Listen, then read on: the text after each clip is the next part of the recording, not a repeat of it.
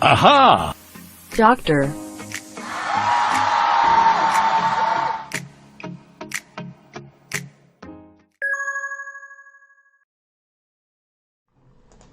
안녕하세요. 예진산부인과 원장 오상윤입니다. 이번 시간에는 임신 중 비타민 C 섭취와 비타민 D 섭취에 대해서 설명하는 시간을 가져보도록 하겠습니다. 임신부 1일 영양소 섭취 기준에 대해서 다시 한번 복습해보면 항상 제가 임신부 1일 영양소 섭취 기준은 이 테이블을 보고 설명을 했죠. 오늘은 비타민 C와 비타민 D에 대해서 살펴보는 시간이니까요. 비타민 C는 100mg에서 플러스 10 정도, 비타민 D는 5마이크로그램에서 플러스 5 정도. 근데 이 권장량이라는 것은 또 협회마다 또는 학회마다 조금씩은 다를 수 있는데 대략 비타민 C는 100mg 정도 섭취하라고 권장하는 게 맞는 것 같고요. 비타민 D는 한 15 정도, 15마이크로그램 정도 섭취하는 것을 권장하는 것이 맞는 것 같습니다. 그래서 비타민 C에 대해서 먼저 살펴볼게요. 비타민 C는 임신 중 1일 권장량 약 100mg, 심한 영양 부족 환경이 아니라면 영양제 보충 필요 없다. 우리나라 같은 경우는 심한 영양 결핍 환경의 나라가 아니잖아요. 빈곤 국가가 아니기 때문에 평상시 먹는 좋은 식단을 알차게 잘 먹는다면 비타민 C 부족은 있을 수 없습니다. 그리고 과도한 비타민 C 보충은 대개 비타민 C가 좋다. 평상시에도 비타민 C 레모나라든지 아니면 비타민 C 씹어 먹는 추어볼이라든지 사탕 같은 것 그런 것들이 제품이 많이 있잖아요. 그래서 심심찮게 먹는 것을 볼 수 있는데 임신 중 과도한 비타민 C 섭취는 비타민 B12번 섭취를 방해할 수 있으므로 좀 주의를 필요로 한다. 지난 시간에 비타민 B12 강의할 때도 한번 설명했던 내용이죠. 그래서 비타민 C가 풍부한 음식은 무엇인지 한번 살펴보면 여러분들이 블로그나 카페에서 너무 쉽게 찾을 수 있으니까요. 한번 찾아보시도록 하시고요. 이제 비타민 D 한번 살펴보면 비타민 D는 비타민 D2, D3 이런 식으로 있는데 D2는 식물에 많이 있고 비타민 D3는 동물에 많이 있는 것 같아요. 우리 사람에게 중요한 것은 동물성 비타민 D3니까요. 그래서 이 비타민 D3의 역할이 무엇이냐? 장에서 칼슘 흡수를 촉진시키고 그렇게 흡수된 칼슘을 이용해서 뼈의 무기질 침착, 즉 단단하게 만드는 것이죠. 그리고 그렇게 함으로써 뼈의 성장을 돕는다. 그래서 비타민 D의 역할은 뼈 건강에 영향을 미친다는 것을 알 수 있습니다. 음식 섭취로 보충되기도 하지만 사실 대부분의 비타민들은 계속 강의해왔지만 음식 섭취를 주로 하고 있거든요. 음식을 잘 섭취하면 따로 보충제를 복용하지 않는다 하더라도 일부는 좀 보충을 해야 되겠지만 대부분 음식 섭취가 가능한데 특이하게도 비타민 D는 햇빛을 쬐는 것으로도 생체 내에서 자체 생산할 수 있기 때문에 음식 섭취도 잘해야 되겠고 햇빛을 잘 쬐는 것도 중요하다고 할 수 있습니다.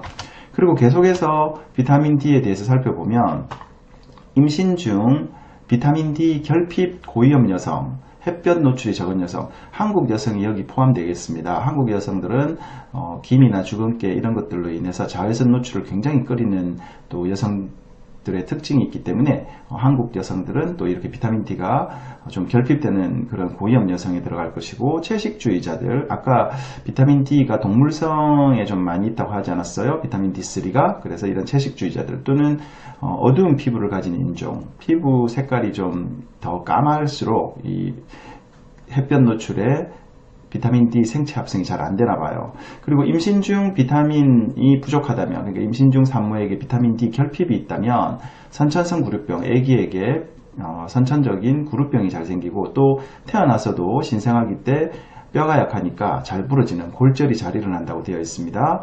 그리고 천식 산모에게 비타민 D 보충제를 투여했을 때 태어나는 아기에게 천식을 잘 물려주지 않는다. 그러므로 천식 임산부는 좀 비타민 D를 좀 더 잘 섭취할 필요가 있겠죠.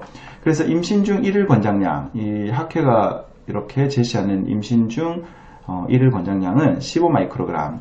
근데 보통 그 비타민 D 영양제가 마이크로그램 단위로 표기되기보다는 이렇게 인터내셔널 유니트 국제 단위로 표기되는 경우가 많아요. 그래서 약 600 인터내셔널 유니트를 권장하고 있는데 우리나라 임신부 같은 경우는 결핍 환자가 되게 많아요. 위에서 제가 설명한 것처럼 햇빛 노출을 많이 하지 않다 보니 결핍 환자가 되게 많아요. 그래서 대부분의 우리나라 병원에서는 임신 초기에 비타민 D 혈액 농도를 임산부들에게 시행하고 있는데 결핍이 의심되는 임산부에서 이렇게 25히드록시 비타민 D 혈청 농도를 측정해서 그 수치를 보고 담당 주치의들은 해당 임산부에게 어느 정도의 비타민 D를 섭취할 것을 복용해야 되는지, 어느 정도를 복용해야 되는지 이렇게 상담해 주고 있습니다.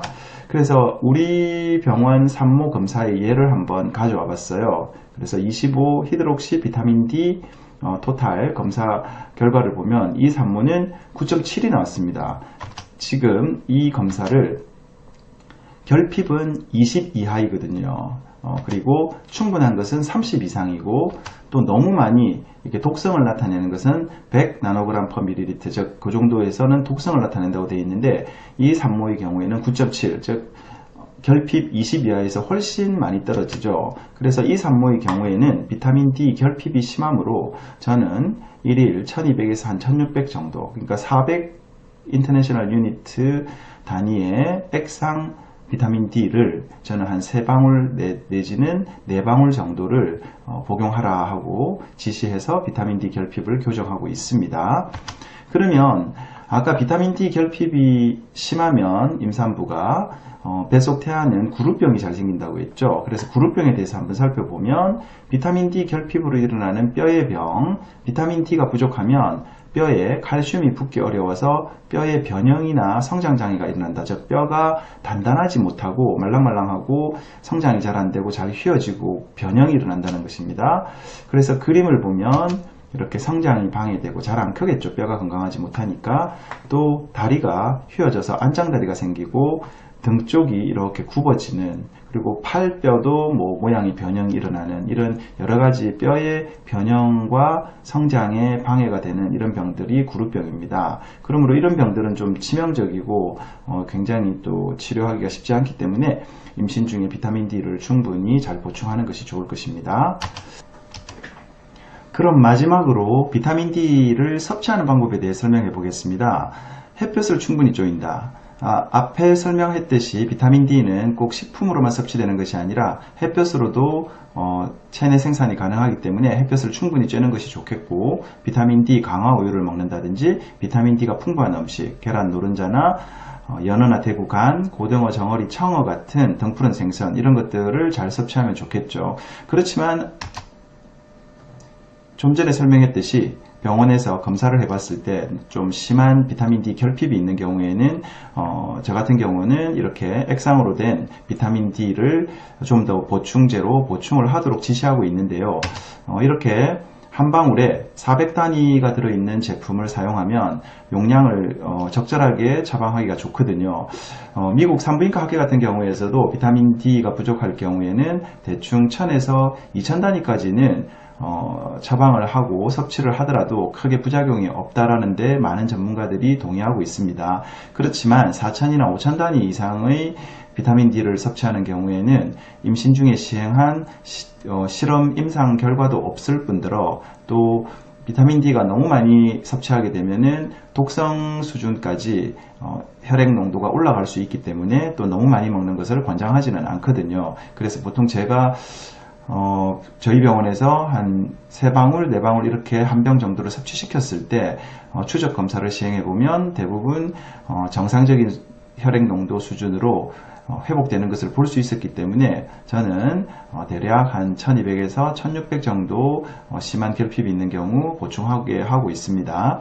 이렇게 비타민 D를 임신 중에 잘 보충해서 태아의 또는 그리고 산모의 뼈 건강이 잘 유지될 수 있도록 유지시키는 게 이번 강의에서 중요한 포인트라고 할 수 있겠습니다. 감사합니다.